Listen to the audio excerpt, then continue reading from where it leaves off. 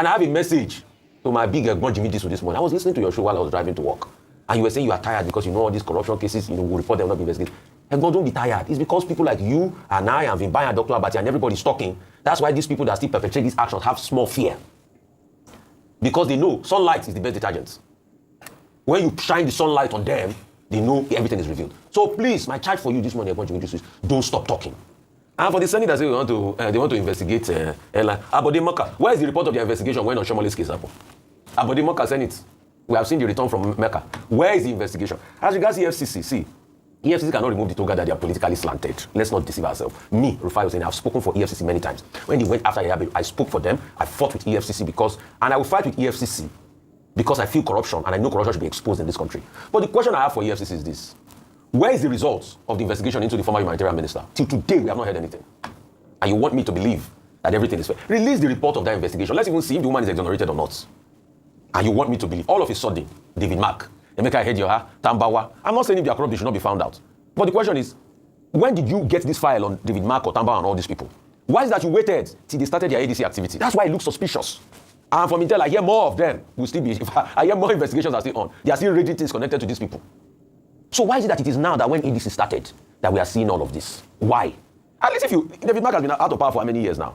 If you had all of this, if you had prosecuted David Mark months before the ADC started, I would be the one to support you. But it's looking like they say in Nigerian balance, one kind.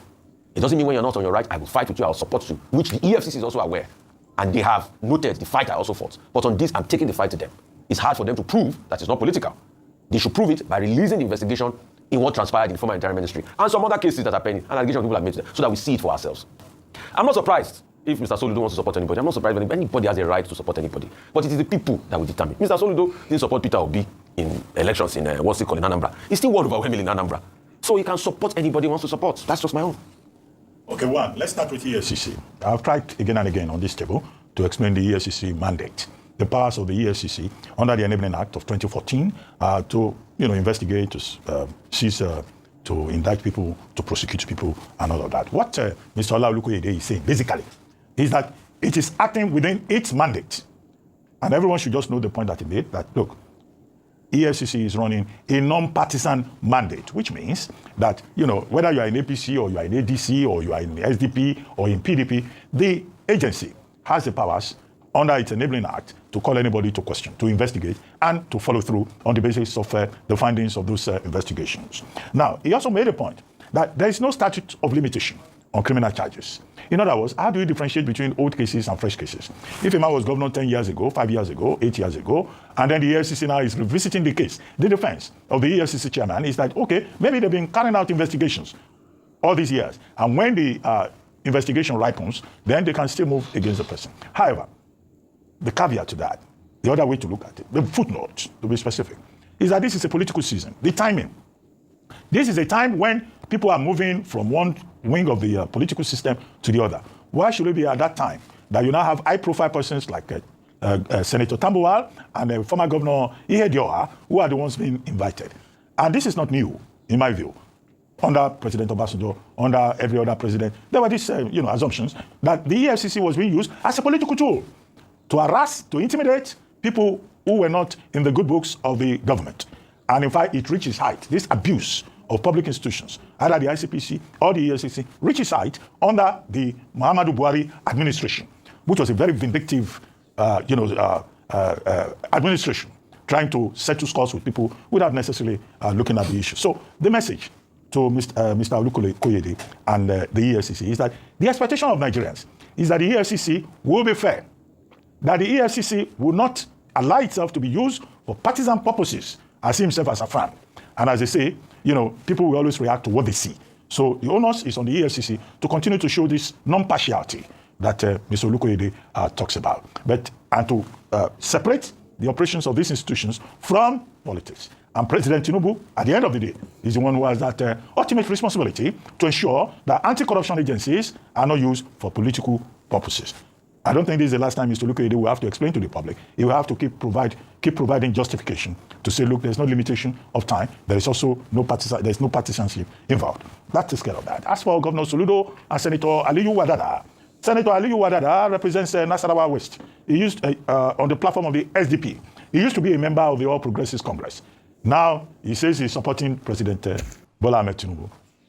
Governor Soludo of Anambra State says he has no apologies for supporting President President Tinubu, whom he has known personally for 22 years. And that he thinks that is the person who should remain in the saddle of government to move this country forward. Well, both Senator Wadada and Governor Soludo, they have rights under the Constitution to make their own choices. However, the way that I will look at it is to say that both gentlemen are expressing what is called political wisdom. Governor Soludo, for example, is in Anambra State. He's a potential presidential candidate from the Southeast. So both now and in the future, he has to make wise choices. And I think that what he has done in this case is to take a wise decision. Senator Wadada has seen the direction in which the train is moving. He too is trying to be wise and protect himself.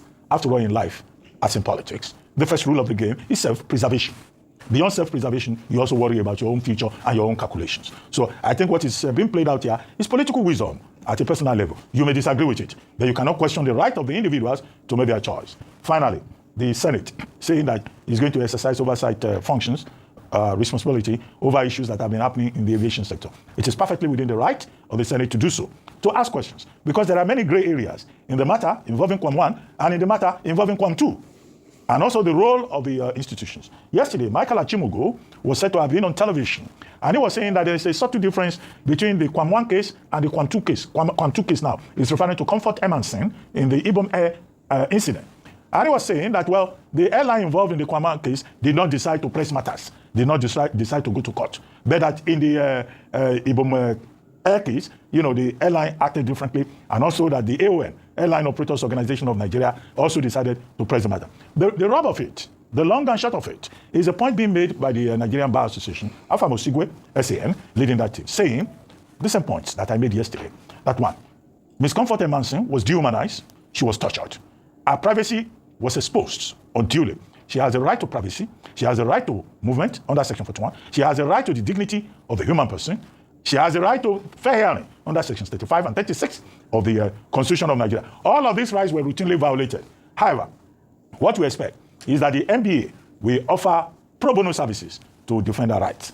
There are already some agencies, some NGOs saying we will defend her pro bono because she has human rights.